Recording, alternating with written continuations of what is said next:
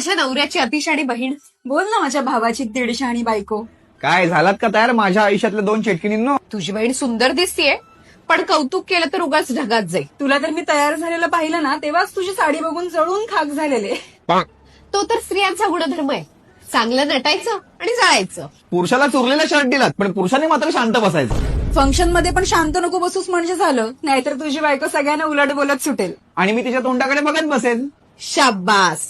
पण family function मध्ये सुंदर मीच दिसणार. पण नवरा तर माझा गव्हर्नमेंट नोकरीला आहे, त्यामुळे माझा तर मीच राहणार. तुझ्या नवऱ्याचा जॉब मध्ये आणू नकोस, नाहीतर माझा मेल इगो जागा होईल.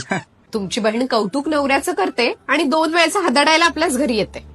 कारण आमच्या या फ्लॅटवरती अर्धा हक्क माझा सुद्धा आहे, त्यामुळे इथे राहून राहून सगळं वसूल करेन. आणि मी माझ्या बायकोच्या प्रेशर खाली येऊन ह्या फ्लॅटसाठी आई पप्पांसोबत भांडेन.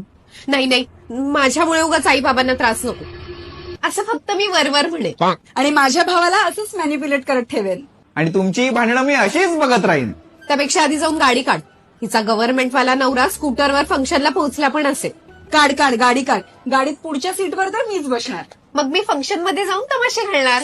काही कर, गाडीत पुढे मीच बसणार. मी बसणार. मी बसणार. मीच बसणार. मी बसणार. खड्ड्यात गेलं फंक्शन, मी आता झोपायला